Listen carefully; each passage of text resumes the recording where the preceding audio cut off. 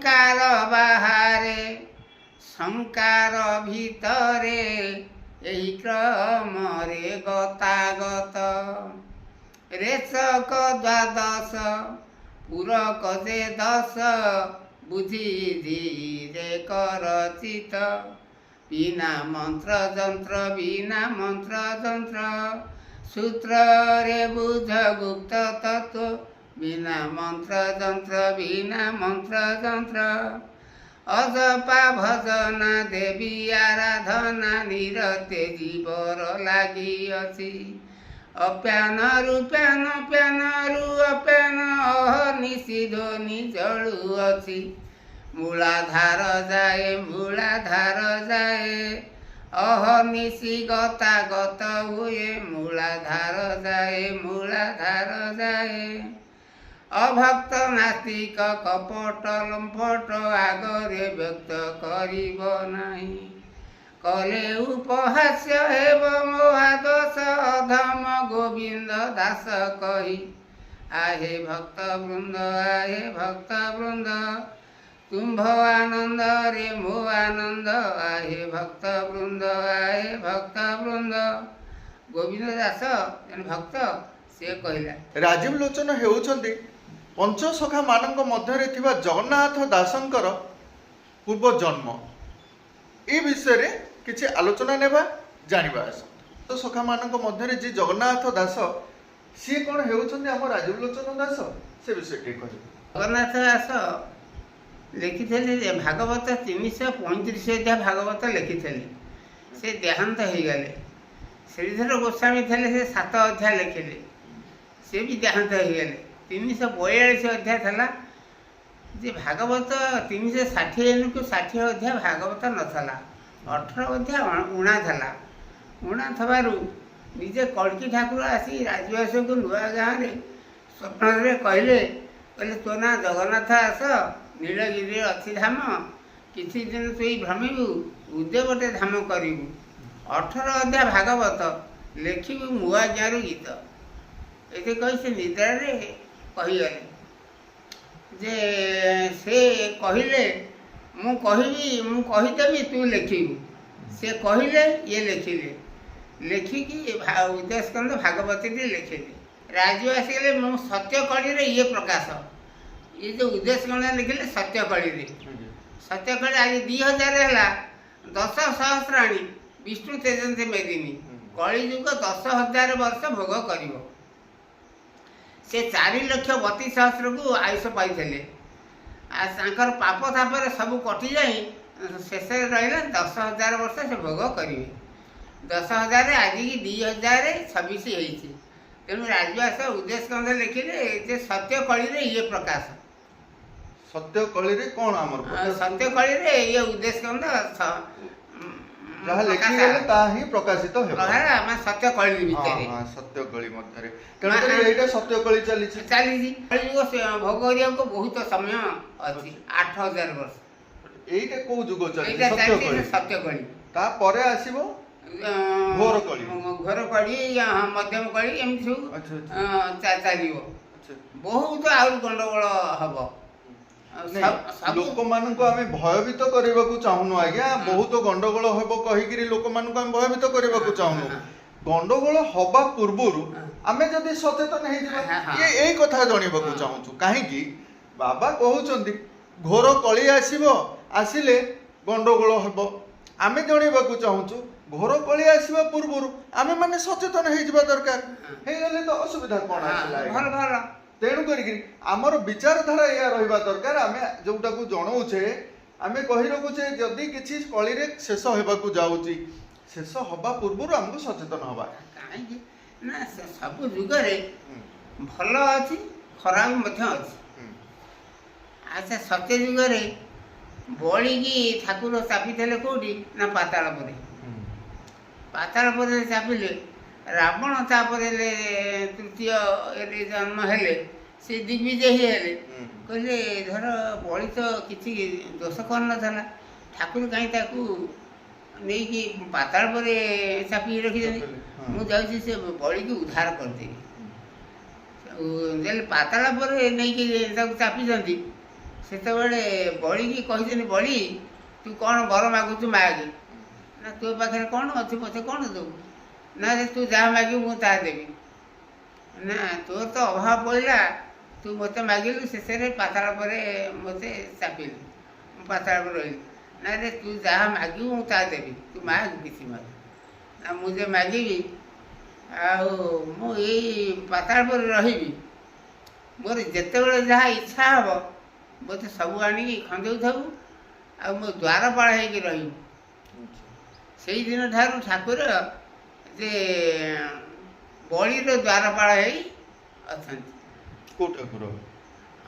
ନାରାୟଣ। ନାରାୟଣ ବଳି ଦ୍ୱାରେ ରହିଛନ୍ତି ପାତାଳପୁରରେ ତା ଦ୍ୱାରପାଳ ହେଇ ରହିଛନ୍ତି। ରାବଣ ଯେତେବେଳେ ଗଲା ରାବଣ କହିଲା ମୁଁ କେମିତି ସେ ଗୋଟେ ଘର ହେଇଛି ଲମ୍ବା ହେଇଛି ତାପରେ ଶୋଇଛି ନିଶ୍ୱାସ ମାରୁଛି ଘର ଉଡ଼ୁଛି ପଡ଼ୁଛି ଏତେ ତାର ପ୍ରଖର ନିଶ୍ୱାସ ସିଏ ଭାଙ୍ଗିଲେ ତୁ କିଏ ସେ କେଉଁଠୁ ଆସିଛୁ କାହିଁ ଆସିଛୁ ନା ମୁଁ ହେଉଛି ରାବଣ ତୁମେ ମୋରି ବଂଶଧର ମୁଁ ଆସି ତୁମକୁ ଉଦ୍ଧାର କରିବାକୁ ନା ତୁ ମୋତେ ଉଦ୍ଧାର କରିବୁ ନା ନା ଆଚ୍ଛା ହଉ ଏ ବସିଛି ସେମିତି ଭଦ୍ରଲୋକ ତ ବସିଛି ମନେ ମନେ ସ୍ମରଣ କଲା କହିଲା ଆଉ ଦୁଇଟା ଚେୟାର ପଡ଼ୁ ଦୁଇଟା ବେଞ୍ଚ ପଡ଼ୁ ଆମେ ବସିବୁ ସେଠୁ ଶୁଣୁକୁ ଆସି ବେଞ୍ଚ ଚେୟାର ପଡ଼ିଗଲା ଇଏ ସେଠୁ ବସିଲେ ଯେତେବେଳେ ତାଙ୍କୁ କହିଲେ ବସ ଏ ବସିଲେ କହିଲେ କୁଆଡ଼େ ଆସିଥିଲ ନା ମୁଁ ଆସି ତୁମକୁ ଉଦ୍ଧାର କରିବାକୁ ନା ମୋତେ ଉଦ୍ଧାର କରିବ ନା ମୋତେ ତ ଏଇଠି ଆଣିକି ପଡ଼ି ଚାପିଛି ସେ ଦେଖିଲା ଯେ ଗୋଟେ ଜାଗାରେ ମୁଣ୍ଡ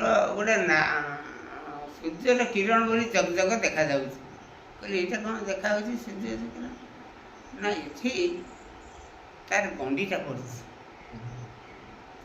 ନା ଚାଲ ଦେଖିବା ସେ ଗଲେ ଦେଖିବାକୁ ଦେଖିଲେ ସେ ଗଣ୍ଡିଟା ପଡ଼ିଛି ଏତେ ଉଚ୍ଚରେ ରାବଣକୁ କହିଲେ ୟାକୁ ଉଠେଇଲ ସେ ଆଉ ଉଠେଇ ପାରିଲାନି ନା ହକ୍ ଚକ୍ କରିପାରିଲାନି କହିଲେ ତୁମେ ଝିଅକୁ ଉଠେଇ ପାରୁନା ମୋତେ କେମିତି ଉଦ୍ଧାର କରିବୁ ସିଏ ତାଙ୍କ ସାଙ୍ଗେ ଯୁଦ୍ଧ କରି ଗଣ୍ଡିଟା ଏଠି ପଡ଼ିଛି ତାଙ୍କ ମୁଣ୍ଡଟା ମେରୁ ପୃଷ୍ଠରେ ପଡ଼ିଛି ମୋର ଭାଇ ଆଉ ତୁ କେମିତି ମୋତେ ଉଦ୍ଧାର କରିବୁ ତେଣୁ ରାବଣ ହାର ମାନି ସେଠି ଫେରି ଆସିଲେ।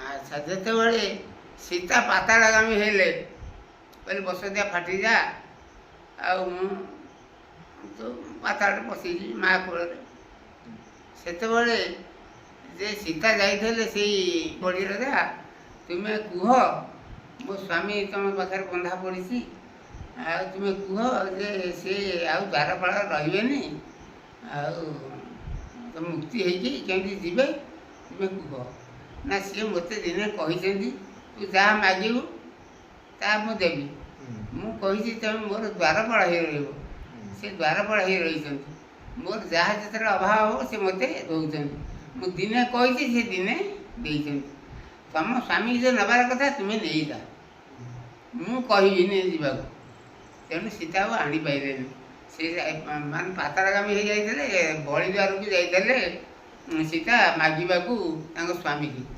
ସେଠି ବି ତାଙ୍କ ସ୍ୱାମୀ ଅଛି ଏଠି ବି ତାଙ୍କ ସ୍ୱାମୀ ପାଉଛନ୍ତି କେବଳ ବଳି ଦ୍ୱାରରେ ସେ ବନ୍ଧା ପଡ଼ିଛି ବଳି ଦ୍ୱାରରେ ସେ କେଉଁଠି ଅଛି ଆଜି ସେ କଥାଟା ମୁଁ କହିଦେଉଛି ସମସ୍ତଙ୍କ ଘଟେ ଘଟେ ରହିଛନ୍ତି ସମସ୍ତଙ୍କ ନାସା ଉପରେ ନାସା ଦ୍ୱାରରେ ସେ ଦ୍ୱାରପାଳ ହେଇ ରହିଛନ୍ତି ମୃତ୍ୟୁ ପରେ ବା ସମାଧି ନେଉଛନ୍ତି ସମାଧି ପରେ ପ୍ରତିମୂର୍ତ୍ତି ସ୍ଥାପନା କରି ଆମେ ପୂଜା କରୁଛୁ ଏଇଟା କୋଉ ଯୁଗରୁ ଆସିଛି ଏଇଟା କ'ଣ ସତ୍ୟ ଯୁଗରେ ଥିଲା ନା ଦ୍ୱାପରରେ ତ୍ରେତୟା ଦ୍ୱାପର କୋଉ ଯୁଗରେ ଏଇଟା ଥିଲା କଳି ଯୁଗରେ ଏଇଟା କରାହଉଛି ନା ଅଲଗା କୋଉ ଯୁଗରେ ଥିଲା ଆଜ୍ଞା ଟିକେ କହିବେ ଏଇଟା ସେ ଯୁଗ ଅନୁଯାୟୀ ସେ ସମାଧିତ ହେଇ ଆସିଛି ହେଇ ଆସୁଛନ୍ତି ସେଇମାନେ ସାଧୁ ସନ୍ଥମାନେ ତେଣୁ ସେଇ ରୂପକୁ ସେ ଧାରଣ କରି ଯେତେ ଜାଗାରେ ସାଧୁ ଅଛନ୍ତି କେବଳ ସେ ସମାଧି ହେଇକି ସେ ତାଙ୍କ ପ୍ରତିମୂର୍ତ୍ତି ପୂଜା ପାଉଛି ଏଇଟା ଆମର ପରମ୍ପରା ଘରୋଇ ପରମ୍ପରା ମଧ୍ୟରେ ମଧ୍ୟ ଆମେ ଆକୁ ମଧ୍ୟ ନେଇଛେ ଆଜ୍ଞା କାହିଁକି ନା ଆମର କେହି ଯଦି ମୃତ୍ୟୁବରଣ କରୁଛନ୍ତି ଆମେ ମଧ୍ୟ ତାଙ୍କର ପ୍ରତିମୂର୍ତ୍ତି କରିକିରି ଆମ ବାଡ଼ିରେ ରଖି ମଧ୍ୟ ପୂଜା ଅର୍ଚ୍ଚନା କରୁଥାଏ ସତ୍ୟ ଯୁଗରୁ ସେଟା ହେଇ ଆସିଛି ଯଦି କୌଣସି ବନ୍ଧୁମାନଙ୍କର ମନରେ କିଛି କଷ୍ଟ ହୁଏ ସେଥିପାଇଁ ଆମେ ଦୁଃଖିତ ଆଜ୍ଞା କାହିଁକି ना ये समस्त कथा को आमे आलोचना भितरे रखुछु आज्ञा तार जे केते दूर सत्यता अछि से विषय को आमे नहीं आमे आलोचना रखुचे तो नवम अवतार रे बुद्ध आसीथिले बुद्धंकर विषय वस्तु को नहीं जिते मठरे रही बाबा मैंने से भी जानिबा दरकार बुद्ध किए कहीं से आसीथिले नवम अवतार रे बुद्ध जदि आसुचंदी तो सत्य रे बुद्ध रहिले कि एबे कली रे तो कलके आसी नांती से काहे ना जेही बुद्ध सेही नारायण से यीशु से सबु ही सेही जणे से जुग जुग धरी से आसचंती आल्ला भी सही जे आल्ला आउ नारायण ये नारायण पूजा करचंती से आल्ला पूजा करचंती से कहले मु जहा से आल्ला हे जाउचंती से भी नारायण हे जाउचंती से भी समस्ते मिलिमिशिकी गोटे कीर्तन कर चलती से गोटे जड़े लोक केते केते रूप धरते से गोटे पद राजवेश लिखिं केते केते रूप धरी छंती भावग्राही कैवल्य जुर राजीव दास जे मागई कहले कैवल्य जुर राजीव दास जे मागई केते केते रूप धरी भावग्राही तार कहिबार सीमांतर नाही भावग्राही जे की भावग्राही बोले तार किसी रूपरेख ना जे तंकर भी रूपरेख ना अच्छा ताको भी भीम भई लिखिले रूपरेख नहीं हे शून्य देही अछ उदे होई पुणे नाही कहले पुणे अछ उदे होई ताकर रूप नहीं कि रेख नहीं से जे जो प्रकार भावे तंग सेही प्रकार दर्शन दियंती पण भाबिबे केमिति गोटे रूप रे आज्ञा देखो हमें तो सही कथा ही बुझाउ एई बाग जगत रो आदि बना है जे जो रूप जाइले से को नाइन आम ठाकुर होजन एई हमर ए बड़ तुम ठाकुर किछि नो एई धरे हमर विवाद लागि रही भगवान प्रकृत रे भगवान शब्द केउठु आसिला भगवान किए भगवान कर स्वरूप अछि कि नहीं भगवान का विषय वस्तु को हमको जीवाको हेले आज्ञा सर्वप्रथम ए मनीष ए क्षुद्र मनीष निज को बुझिबा दरकार निज को जे पर्यंत से न बुझिछि से भगवान को सत्ता को बुझिबो बा केमिति बाबा तो सर्वप्रथम ये कली जुग रे तो आम माने मानव हिसाब रे जन्म नहीं छ आज्ञा ये कली जुग रो मनीष होई आमे केते दूर सत्य को सामना करूचे ता ए समय रे आमे जानुचे बहुत समय धरी आमे किछि आलोचना रखिले ए कली जुग कथा ऊपर